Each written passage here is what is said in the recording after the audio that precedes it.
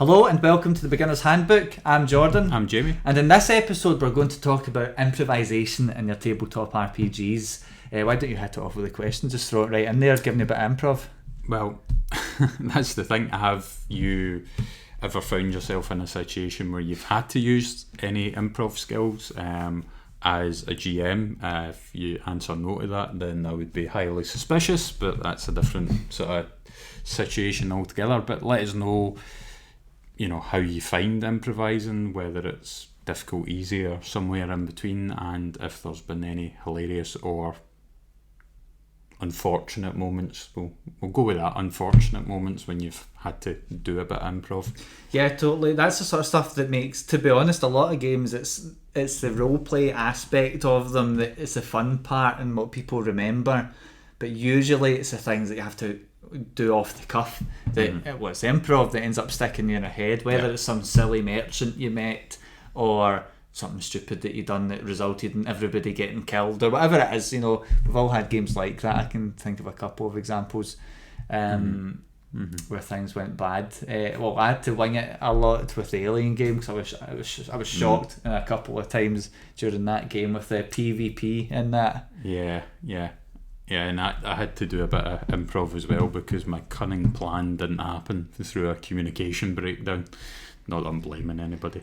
No, he's not blaming anyone. He's just blaming himself for sending you a message and you saying yes. Yeah, I think, do you know it'd be great? I don't think it's worth it, but imagine we got that text and put it on the screen and subjectively looked at it and went, did they really? Because I remember phasing it. This was part of the improv, and to be fair to Jamie, just ran with it. I also said, well, I've screwed that up, let's just move on anyway, and we've both done that. It was actually an exercise in improv almost anyway. I mean, spoiler, he would have died anyway based on everything else that happened, but because when we, again, don't want to go into details of the scenario in case anybody plays it, so this is going to be a bit naff for anybody on the other side of this, but my plan would have eliminated the only escape route, which then would have meant everybody would have died all because of me, so it would have been a kind of murder-suicide. Yeah, but in the end it was still a lot of fun, even though there was that key moment, and it's a shame it was missed. While I do still say I was expecting a message to tell me when, which I was expecting, it still doesn't diminish the fact that it would have been so damn cool if it happened and if things were different. Yeah, if they would have been very slightly different, but it still was such a cool betrayal moment, and that would be an exercise in improv for the guys that were playing for sure. Yeah, because it was kind of strange as well, because I spent some of the game thinking that yes, plan successful, and then it was something else that happened, and then you said, blah blah blah, the ship's still there. And then cue a very confused looking me going, huh? I thought he was just doing really good at role players. This guy's got it, man. This guy. No, that wasn't improv. That was just live reaction. Real confusion. It was like the RPG equivalent of an unboxing video. Yeah, so do you know, that's the thing with talking about the things going wrong though as well, because improvising often, especially you'll all know for people who play or run games as well, that whether your players make up an elaborate plan or you as your group of players make this big scheme to beat the GM, and usually it never works out, and then you've got to just perform an exercise in improvisation to actually get through and try not to die. It's easier in some games than others.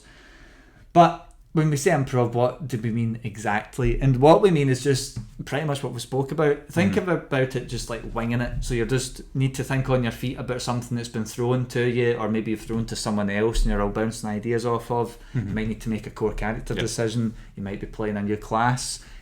Whatever it is, it's a moment where there's no script, at least for you, and you need to make decisions based on it. Yeah, that's the basis of what today's episode is going to be about. Yeah, it's literally making a decision without a plan on the spot and just having to pick up the ball and run with it, basically.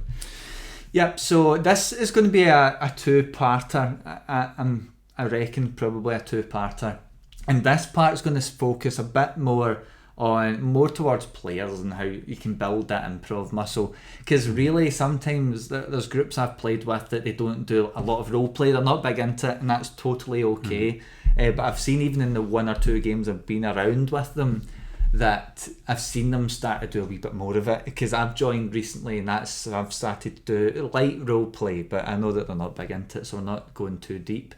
But some of the stuff that we are doing as a group now, that we've almost got a bit of synergy happening with the 3 of us that are playing, there's a lot more opportunities for improvisation coming in, both for us and the poor GM that needs to deal with our nonsense. But yeah, so in terms of building that improv muscle, then there's a bunch of stuff you can do. One thing you do not need to do is take improv classes. I think it's absolutely ridiculous, improv classes. I heard someone suggest this one time about doing improv classes to get better at their games. Somebody I was speaking to a wee while ago, a different group, and I said, are you serious? They do like, they dip into theatre work and stuff.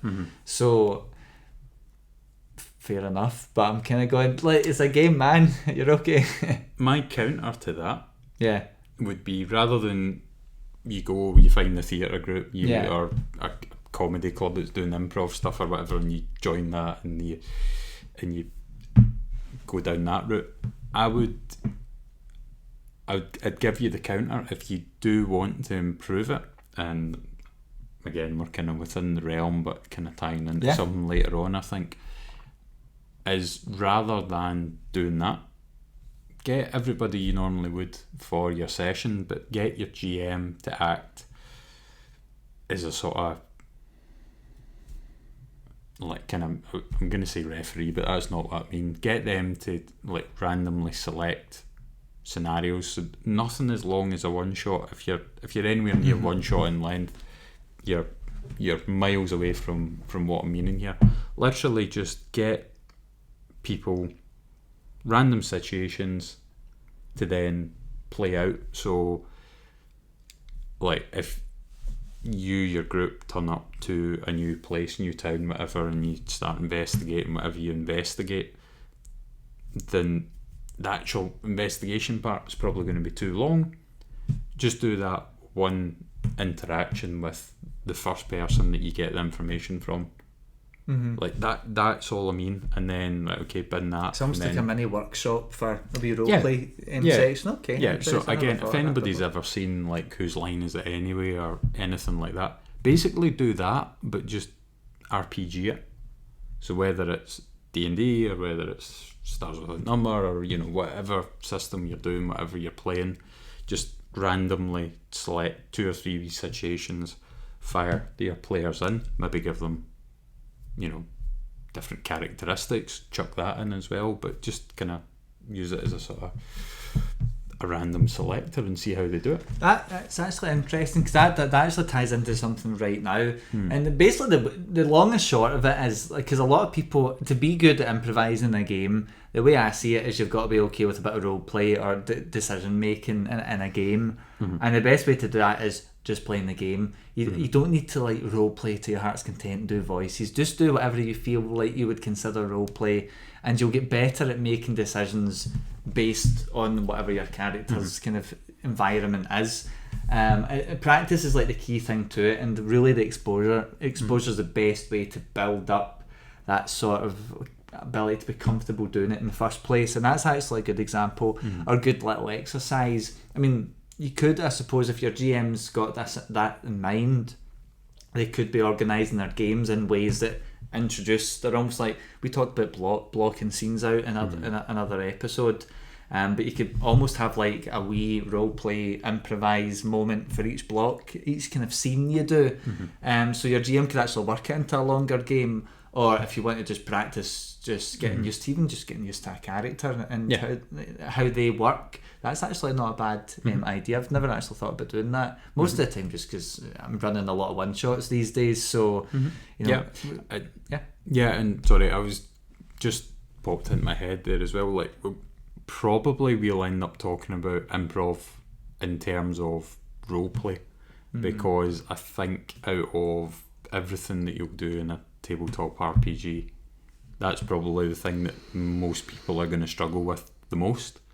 But if you've never played again, sticking to D&D, like a wizard, and you're in a kind of well-established campaign, but you know at some point combat's going to happen and you don't want to feel completely useless, then again you could ask the DM to set up just 2 or 3 wee snippets of a combat scenario with whatever stats you're going to have as a character, throw you a couple of curveballs and see how you deal with it. So although we're talking about improv more or less in terms of role playing, you've got improv with combat, you've got improv with role play itself and how you act as the character, you've got improv with decision making. Well, do you go this direction to do this, or do you go this way to do that? I don't know whether I should talk about this, but my dad, when my sisters were younger, they're twins, and that's one of the things he said anytime somebody asked, what's the most difficult part of having 2 kids that are that young, that are the same age? He goes, it's the decision making. He goes, if you're in the house and one's going that way towards the stairs to climb up the stairs, well, they might fall down and hurt themselves, but if one's going that way towards the kitchen where you're in the middle of making food and dinner, then you go, well, that one could burn themselves. So if they both go in different directions, which one's your favourite, basically? Yeah, it's actually quite interesting. That ties in, because I was going to talk about something else, but that's perfect. But that whole... What, scolding kids? Well, the bit before the scolding kids bit, because you spoke about it in terms of your character and stuff. I think because I had this maybe one of the last things I talk about, but I actually think it fits in really well with the other stuff other than scolding kids that you were just talking about. And that's role play versus role play. And you would have heard this phrase probably before if you're listening to a podcast about RPGs. But role play being rolling the dice, like there's some games you play, it's all about rolling dice, and there's alternatively the flip side to that is role play, which is playing as your character. And what I would say, I spoke about exposure being the best way to get better at improvising in a game, and actually focusing on trying to role play your character and how they would do it. Getting in, you don't need to sit and hum and haw and do the vocal exercises. You don't need to get into a zone. Just go, what would my character say, and then you just say it. So especially when you're new to role playing games, sometimes what happens is you say, can I try and persuade them? And you just roll your dice. What do I roll? And that's cool. There's games that I'm playing right now that's what the players tend to do. And that's cool, but they're new to the games. Yeah. So, but you find that a lot early on, but as people tend to play more of them, and we've seen it with everybody that we've played in our group, and I've seen it with everybody that everyone else I've played with, that the more you play, you just start to ask. I mean, it's partly the GM as well. It's good. They've got a kind of role there to encourage people to ask questions and role play it rather than ask for dice rolls. But a lot of the time when you get comfortable with games, and especially with more exposure, you start to just do stuff in character. And that's definitely a thing to try and aim for. If you're trying to get better at it, try and focus it like that. And if you're not sure it landed properly for whatever reason, you can just say at the end, can I try and roll persuasion now that that's what I've said, can I do my check for persuasion? There's ways just to make it clear if you're stuck, but that's a fundamental way to get better at improvising, because once you're good with role playing your character, how they'll react to the things they need to improvise to will become a lot easier. And I've got examples I'll talk about shortly about games that was really, really difficult in. But that's definitely something I would say. Is you get anything else to add? I would say for any DMs, GMs that are there, that's probably going to be the hardest part when you've got a player role playing, that if they're in character and they say something or do something, then if you don't know 100% what they mean, then you then have to ask for clarification, and then at that point it sort of breaks the rhythm and things, rather than you going, I know what they mean, so roll persuasion, this, that, whatever. But ultimately they need to do that for the mechanical side of things to keep things moving. So they've probably got the hardest job in that situation, whereas if it's 2 players that are role playing with each other, and purely because if you're going, right, this person has insulted your character, well, if you feel your character should pull a sword and try to decapitate them, then okay, that's what should be happening. Like, you don't, obviously in that example you do need to go down the mechanical route of what combat is and whatever system you've got, but the long and the short is, as soon as you make the decision and you start that action, then, well, that's what should happen. Somebody turns around and thanks you for a job and gives you money, well, you can take it. You don't need to turn around and thank them. You don't need to refuse the money. You can do whatever you want at that point, because you're just reacting based on what you've seen. Whereas the DM, GM, like we've talked about before, they've got that kind of referee type role as well, so they need to make sure that everything's kind of as fair as possible, and part of that is knowing and understanding before they make a decision. So I'd say they've got the short end of the stick. Yeah, it's interesting because this has evolved. I had it in my head how the kind of talking points I would have for this, and there's quite a few. We're actually branching into in a different order, and I think it's much better because that ties in with something I was going to talk about later on, and I'll talk about now instead. And it's actually the whole role play aspect, especially if you're getting used to role play. I'll come to this bit one bit later on, but I think a crucial thing, which is important, especially if you're in the GM seat, or if you're trying stuff out, or especially if your GM's maybe less experienced and you've got loads of experience and you're coming in heavy with the role play, which is a position I'm in right now with a group I'm playing with. But I know that, so I'm conscious of how far to go with it and to make it clear and when to ask for roles. But it's actually just to be patient, because you see, if you're role playing, I was talking about exposure being a important, or one of the most important factors. That's exposure to different systems can help, because if you play Alien, it actually discourages dice rolls unless there's a clear consequence. You're pretty much discouraged almost by nature of the mechanics to not ask for dice rolls. Instead, you can be asking for roleplay sequences, and you guys are fine with that, Yeah. But new systems, trying out new systems can help with that. But I think the biggest thing when it comes to being patient regarding roleplay is if you're throwing stuff out, especially if you're all new to roleplay, if the GM's new to roleplay, if your group's new to it, or maybe you're new to trying a new character, be patient with what the result's going to be. Be okay with people needing a wee moment to try and translate it for their own sake. Yeah. Because they'll be, especially if you're all at the same level as a group, all the players, if you're doing something in RP with another player at the table, they might need to process what you've said, filter it through their guy, and then communicate that to you back. Yeah. So just be okay with the stutters and things like that, because you mentioned it there, and it's important to be alright with it. And we've never had that problem, but I think most people are okay with it. But I have been involved in a group where the GM was not really okay with it, because it wasn't all in character and invoices and stuff. And I mean, some people don't like to role play, but you can still be improvising as your character without needing to go deep into role play. Yeah. So be patient with every type of player as best you can. Yeah, which goes back to what we were saying at the start. Although we are probably going to be talking about improv indirectly with role play, you can still make decisions as your character without role playing that require you to think on your feet there and then. But just when you were talking about that there, and you were saying about having to kind of take in what's happened, think what would the character do, and then come up with the solution. Like, just when you said it just made me think about if you can speak parts of another language, or if you're, well, I'm not fluent in another language, so I'm not so I don't know, so I can't speak. But if somebody talks to you in what isn't your first language, then, and if you know bits of it but not a lot, you need to get it in, you need to think, you need to process it.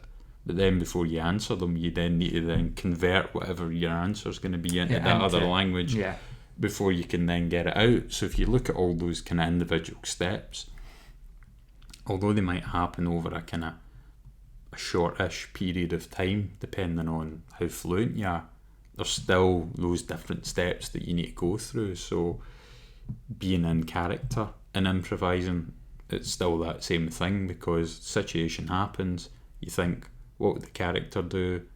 Then, or you think like the character, then once the characters came up with however many ideas, then you make whatever decision from that point. So you've still got those steps rather than situations there, and then you react. So it's bang bang. Yeah, and there's times like, and this is the thing, because it's okay, be patient, and people, if you're patient with others, usually they'll be patient with you as well. And there's games, even in 2 years we've played the characters we've played in that dwarf game, there's times where I've done stuff and the GM's like, there's times you've done stuff and the GM's went, what are you talking about? And that's okay, because we're trying to do stuff in character, and see if it doesn't land, you can just explain it. It's not a big deal. But the thing is a practice, for sure. I think role playing in characters is probably the quickest way to build the improv muscle, but it's absolutely not necessary to get good at improvising. You can still think about what your character would do and just tell people, oh, I want to try and rob that guy, or I want to try and steal that from the baddie, steal that item, and you don't need to say I'm going to sneak up. No, you don't need to talk in character for it. You can still be out of character, but improvising effectively about what your character's going to do next. So for sure, I would say being patient is quite important, especially if you're more confident than other people at the table.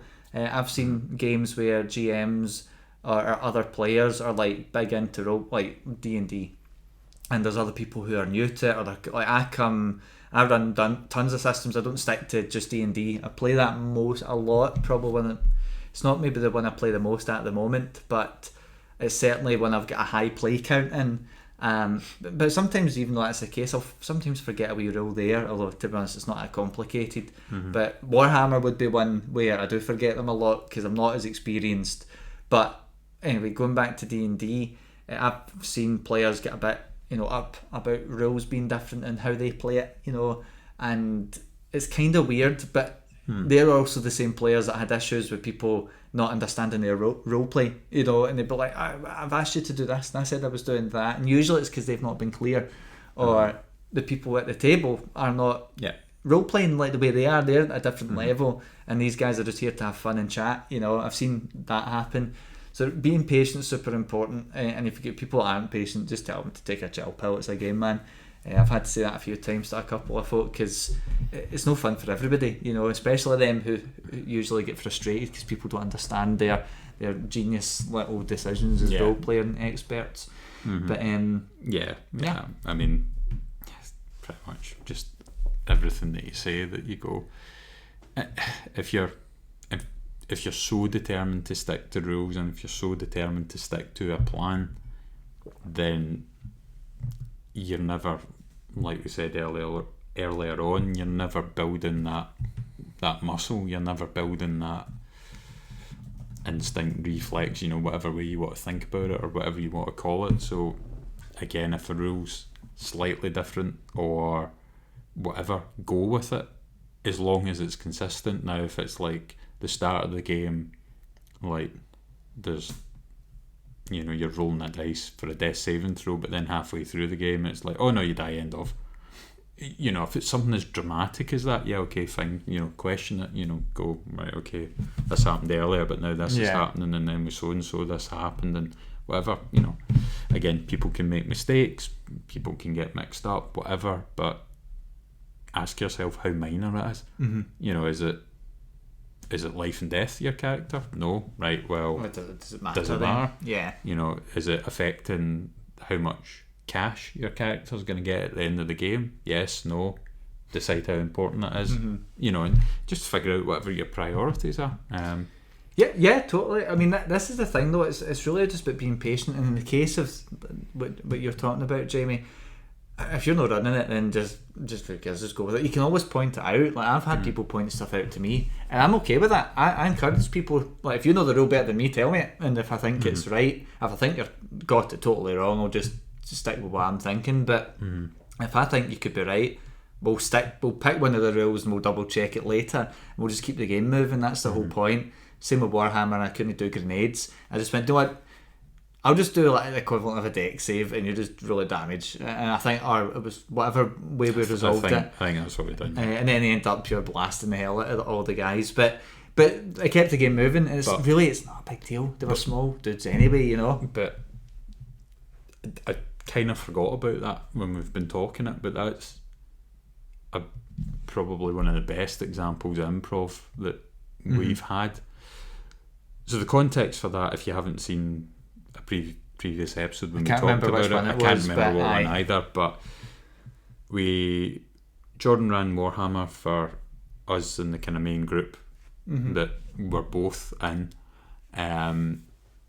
Everybody hadn't played it before. I think you'd done it maybe once or twice before or something. I'd ran it a few times, up to at most a few times with a couple others, but everybody who had played that night had never played it. Yeah, so basically whole new table of new players, limited experience from the GM, playing, off we go, and then during the game, what's the name?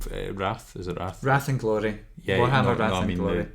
The dice that I used for it. Wrath die. Yeah. You've also got glory points, which you can use for narrative reasons. Like you can inject narrative elements like grenade. I think we just said the grenade's there. So I can't remember which one, but I spent one of the expendable current in-game currency. Yeah, basically, because one of the character portraits that we got shown, there was like a grenade on that's right, on his kit. So at that point I went, can I pull the pin out in that? And I went, what? And there's a grenade and I see it. It's in the sheet. Yeah, and that literally is what happened. Although Jordan had got the image, put the image up on Roll20, had it all there ready for us, revealed it, totally missed it in the character portrait. I spotted it and then went, can I pull it out? So from my point of view, it was, right, we're starting to get into a situation that's going to get sketchy. Oh, look, there's an explosive. If you pull that, it's stuck on his body. He's going to have to scramble to try and get it off him. It's going to make everybody run and scatter, which is then, rather than a block of people coming at us, it's going to split them up, make it a bit easier to deal with. And, bonus, if the grenade goes off and he doesn't get it off him, lots of damage. And Jordan, at that point, had no idea how grenades worked. I'd seen it weeks prior, because we were supposed to play it when I was running it for others, and for whatever reason, I think we were doing like a Cyberpunk one shot and ended up going for like 8 or 9. It was like at least 7 weeks or something that went on. But by that point, I forgot all the rules again. So I think I practically improvised the grenade the last time as well, because I'm going, I can't be bothered. Because it's a complicated game, for those who don't know. At least it feels like that when you're running it. But anyway. So Jordan at that point had a decision. Sit, flick through the book, get the exact rule out, read the rule, check that you understood it, and then do the mechanic from that point, or decide for the sake of momentum in terms of the story, momentum in terms of everybody being engaged with combat, and so on, does he improv, come up with a solution that makes sense, that isn't too overpowered, that isn't too underpowered, and then take it from there, which is what happened. So I mean, and that's the thing, because a lot of games, I mean, people say, you're not following the rules. I mean, we checked it I think after that I was checking it as well, and I remember saying to you something like, I don't know what, it's too complex. If it happens again, we'll just stick to what we had, and we just kept it. That was it, because we double checked, and I was like, too much going on right now, because there was like 4 new folk, and then I wouldn't say new to the game, but it was enough of a gap has gone that all the rules fell out my ears. But so that's something as well. The thing is, to the guys' credit as well, we were jumping between role playing. I mean, that was curveballs to GM and to player, and you had a lot. We'll talk about that in a minute, but you had a lot of new curveballs thrown at you because Jamie didn't know a thing about Warhammer. Well, pretty much until we ran that game. In that previous episode, I went, I started off as being like the person that knew, like, I was maybe top 3 at the start, and then like because you were running the game, you're then reading, and then I very quickly like just dropped completely because I knew bits and pieces, but that was it was bits and pieces, and like it's a hard thing. It's a deep set of lore, and you did great with it. But so that's patience covered, and I think one of the before just doing the kind of wrap ups for players, I think one of the things for me as well, it kind of like you spoke about improvising like mini sections. So not a one shot but many sections, and I've said, well, you could also do one shots or whatever, but if the GM's kind of smart about it, you could be adding in role play sequences in each section of their longer term game that encourages role play and improvisation. But one of the things as well I totally suggest is try unfamiliar classes and try putting yourself, it's more role play stuff. Yeah. But I think for me, if you're playing a new class, whether or not you're role playing your character or not, just think about how that new class might interact with things like a barbarian with the kind of typical low intelligence. How would they approach going into a merchant that says, I'm not selling to you, you big ogre, you know? And then plan that, either role play it or just tell people what you want to do. But you'll have different flavours of improvisation that happens with each new class. Or if you want to go deep into like backgrounds, even different, the same class could have different flavours based on backgrounds and backstory. But new classes are a great way to do it. The dwarf guy I've had for years, I was a random generated guy, 2 years, random generated guy, and it was over. And I'd never played a martial class, not a full martial class before, so I had to improvise a lot of new decisions, especially when I get made camp leader. I'm going, I've got a roleplay -3 intelligence and make decisions. How am I supposed to do this? So playing unfamiliar classes, backgrounds, basically unfamiliar characters to what you would normally pick. Maybe start with stuff you know and build up a wee bit of a muscle, then try new stuff. It's definitely a good way to give it a go, I would suggest. I think with that, may as well just tie this point into this as well. If you're not sure what class to try or not, you'd rather just see how it goes, make a random generated character as well. That's another way to get given a whole bunch of new stuff unfamiliar to you that you can have to pick up and play, and it'll help you with your improv. I attribute me running games at least to the level that people want to come back and play it at the volume that they do. I can't get away from role-playing games during the week. I've cut them down. I'm doing 3 or 4 a week, but I attribute that to just playing with a bunch of different people, but particularly a bunch of different games as well, systems. We already spoke about trying new systems, but that's a great way. You'll learn different new flavours and types of rules and advice from the rule books, and all of them can help you get better at just going with the flow, similar to how the grenade thing worked in Wrath and Glory. So speaking of unfamiliar classes, then can you talk a bit about playing Wrath and Glory? Because for me, I love it because... Oh wait, have you ever seen Alien? No. So you didn't even know Alien? So you didn't even know Alien either, although it's an easier game to get into because it's just, think of it like you're in space, but it's like lo-fi, so it's not super high tech. Warhammer is not that at all. It's the whole other extreme. But how did you find playing a completely new game, but also a completely different style of class, if you want to call it that, but more importantly in a world and setting that's massive, and you didn't have a Scooby about it? Really, not to the same level maybe some of the other players did, or player, I would say. How was that for you? I found it alright, actually. I kind of, I suppose, ignored the game, though. I just done my own thing and just made everybody deal with it. No, but is it the Sicarius? You played the Sicarius, it's Adeptus Mechanicus guy, I believe. Yeah, so anybody who knows the game, the system, knows that. Anybody who doesn't, basically, you're like a real life person that's then got all this mechanical stuff grafted onto you. My favourite detail was he's got your guy, I can't even remember his name, had like glass jars over his eyes with fluid in it because he's got no eyelids, but it's because he has to see and observe everything in behalf of the Imperium. It's just pure miserable, but I love it. That's so great. So I read it and I went, basically, what am I getting into? A wee bit, but the main thing that I picked was I kind of looked at the mechanical side of things and I went, right, how's that going to work for combat? Because combat's going to happen at some point, right? Okay, how's that going to work for trying to get about from place to place? And if I don't want to be seen, how's it going to work? If I want to pick a lock, how's it going to work? So I looked at mechanical aspects of the different classes, and then I went, right, okay, how would it be to play, just as a guess, without actually knowing the setting or the world, and all that sort of stuff. And then that was the one that I landed on. I went, that's probably got the best balance for me to do something with.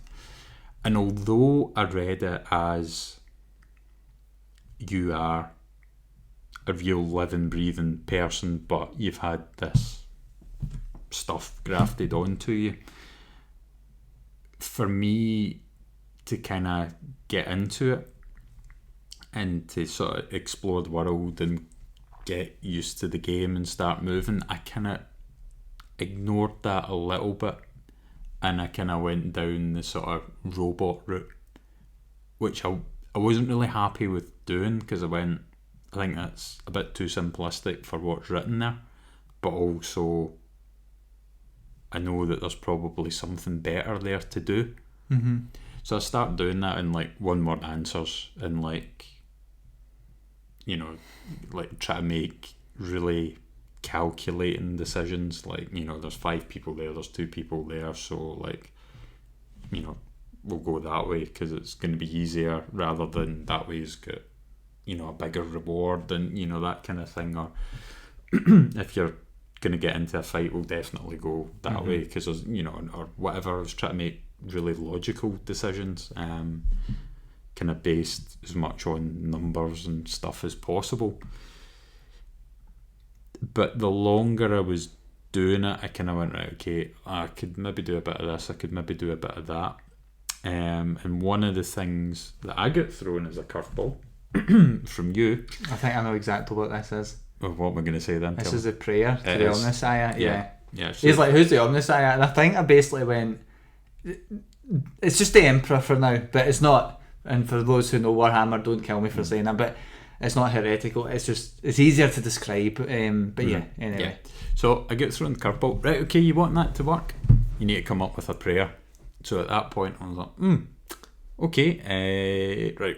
So very quickly, It was quite unfair of me, to be fair. Now, it was an exercise, I suppose, in improv, but I also knew that you didn't know anything. But the thing is, we were having fun with it, you know. So, but we were in a nice environment just to throw ridiculous asks at each other, and that was one of the ones I had for you. Yeah.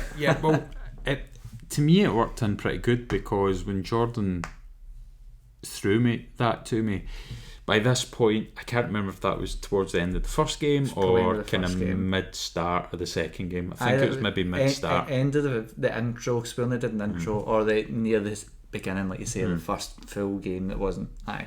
I think so.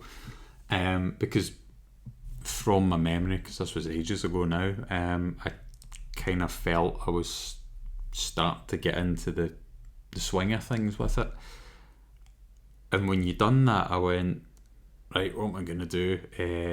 And then I was kind of thinking of what I wanted to say in it, because I was basically... Did we come back to you at all? Did I say we can come back to it? Usually I do that if I throw stuff like that at people. You did. But I don't know if I did. You did, but I managed to kind of get an idea pretty quick, right, which I was kind of surprised at. And when you went, oh, we can come back, and you went, oh, no, just all right, and you know, it was as quick as that. It was right, but you know, so it was maybe 2 seconds after you said that, and there was maybe a 2-second delay before that. So it's not really much different than you playing in Roll20 until recently. That's anyway, true. It was like 4-second delays. It was awful for Jamie. It was horrible. It was horrible. But anyway, that's why my improv's so good, because I don't know what anybody's saying, because it's 4 seconds behind. So I just need to kind of feel the moment and just shout yes, no, maybe, whatever. But what I'd done at that point was I then went, right, quickly went through what I wanted, because this was basically, tell me this in a prayer, i.e. role play, and if you do a good enough job, then I'll give you it, as well as passing a check. So had to think what I wanted from the situation, so roughly worked that out, and then went, right, okay, put in generic religious language around it. Yeah, that's right. You know, throw in dear, thou, thy, all that sort of stuff, grovel every now and then. So worked that all out, and then kind of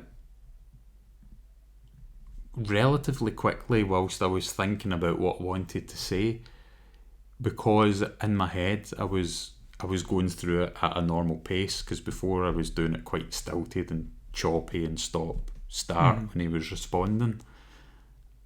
I then went, right, hang on a minute, so because this is internal and this is his thoughts, he's not necessarily saying this out loud as a prayer.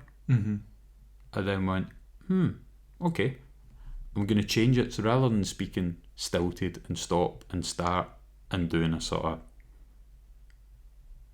caricature, robotic type voice as best as I could, I then went, I'll use my normal voice, I will speak at a normal rhythm, a normal pattern, and I will read this as if I'm reading this from, a book or whatever. Yeah. And that's what I'll do. So that's what I then done with it. And then from that point on, I went, it kind of clicked a wee bit more, and I went, right, okay. Internally, like the brain and everything is still processing and doing everything it can normally do, albeit it's went through a traumatic process of having all this metal and machinery grafted to him. But the physical effect of that on the outside is stilted, choppy, not very communicative, because it's difficult to communicate because of what's happened and stuff. So it gave me, that curveball gave me a kind of an unplanned insight into the character that was there. And then from that, I then kind of took that forward a wee bit more and a wee bit more as we were going on, and it helped to kind of settle in and set the course. Yeah, so I ask that because I think it ties together, a few different basically elements that we spoke about, and particularly for me, I mean, because you could have maybe done that outside of role playing, just said it, and fine. But this is why I think role playing can help. Is a really role playing classes, systems, and even world kind of lore type stuff like Warhammer for yourself, because that could have been any space game we didn't know, but because it was Warhammer, it made it a lot more difficult for people who don't know it, because there's a lot of predetermined, like even your character, there's a block of text for each class or each person you can pick, so there's a lot of info. But that's why I think doing that, so all these new different variables is really good, because it can just it trains your brain to be fast on its feet for these little things. And I'm glad that worked out in terms of just that curveball, because it gives you, it kind of helped you inform and mould how you ended up playing that character longer term. And then it meant later on, because on your system as a GM, what was good about it was because I don't know every class, you picked one that I had no idea. Actually, you all went classes I didn't know anything about except the Psyker class. And so, but your special ability was like Magnometrics or something that let you control. Yeah, there's different things you can pick. You're not stuck with any one particular thing. But the one that I picked was that. Yeah, basically like magnets, like moving stuff around like Magneto. I don't think it specifies how powerful it is, but we ended up determining later on when you spoke about the grenade that he just pulled. It was able to pull it off and activate it. It was just a pin that was getting pulled. So, because I think you were talking about if somebody grabs back, and I think we were kind of trying to figure out, but then when we explained that was a curveball for me, and we went with it because it was cool, and it made sense. It wasn't like we're just saying that's cool, just do it regardless of everything else. It made sense in the setting with everything you guys were building up with. You hadn't got this guy up against the wall yet as well, so he wasn't mentally prepared for you to just kind of go at a pin and pure blast the room to bits. So it was like, just that's why I think, and that's really my case, and that's a first hand example of why I like role playing, particularly, but not necessarily. I just think it helps a bit more. Role playing new systems and characters and classes and kind of settings is a great way to build an improv muscle, because I mean most games we improv all the time, but we don't take note of it anymore. We might struggle with some characters more than others, but that's okay, that's going to happen sometimes. But cool. So my example of that would just be I'll keep it short, but as a Star Trek character I'm playing, first time I ever played him. We'd never played Star Trek at the time. I don't know squat about Star Trek. I know Zilch. The only thing I know is Make It So in Picard, and the other one, and Shatner was in it. That's still pretty much my knowledge of Star Trek. Oh yeah, the guy, the Vulcan, Leonard Nimoy. That's pretty much my extent of Star Trek. But I ended up playing the captain of a Starfleet ship or something, like a Federation ship, and oh my god, most of that. Now, to be fair, USS Ignorance. Yeah, pretty much. And the thing, I was still saying to people like, "Is this kosher in Star Trek? Is this?" I was asking the GM, and it was credited to him and one of the other players. Well, I think you know a bit about Star Trek as well, don't you? Yeah, so not like they do, but aye. Yeah, so essentially my knowledge comes through like pop culture aspects of it from you, but also through different people that I know who are into it, who have talked to me about different elements of it. So I've got kind of 90% of my knowledge is second hand, and then I have seen bits and pieces of it as well. So compared to the guys that were running it for us, who have went out their way to watch it because they were planning on doing it, and have then kind of got into it and so on. Yeah, so they had a lot more knowledge, and I didn't know anything. So to their credit, they helped me out with bits that I just feel like I should know as the captain of the ship. That was that whole various episodes. Well, I'm saying episodes. Various games worth that we'd done was practically all improv. I didn't know what the hell I was doing, but I mean, it ended up being alright. It ended up being quite fun games, and we've tried it again recently too. But that was like my example. I don't really have a specific, because practically every game I was like, what am I doing? But thankfully I didn't totally botch it because we kept it up. But so I think that's pretty much everything I've got for players and building up a bit of improv, because I don't want to drag it out too much. Although the main thing I would really say, because we've spoke about trying at different games and all sorts, but one thing I would say as well is coming into it, and maybe it depends on the group you've got or your confidence level, but be okay with your emming and umming, and don't worry if you stutter or you stagger your words or whatever it is, if it's not part of the role play. You know, just be okay with things kind of being a bit crap when you role play it or when you improv. Disregard the bad the consequences that happens. You see, if you have a cool idea that comes to your head, you think your guy would do it, just stick to it and do it. Forget the death and stuff like that. It's different maybe if you've got a long-term character, but a lot of the time these days, because I generate most of my guys now, just because I have more fun problem solving how this character will play versus sitting making a guy up. Not always the case. Our cyberpunk characters one I really like, because I went through the life path. We're laughing, we can't talk about it because of the life path stuff. I got into that character. But be okay with not knowing, like Star Trek. I didn't know, and I said, are you okay with me? I think I said, like, are we alright with me being captain, because I don't know anything about it. I didn't know it. I was happy being okay. I was happy stuttering and not knowing what to say.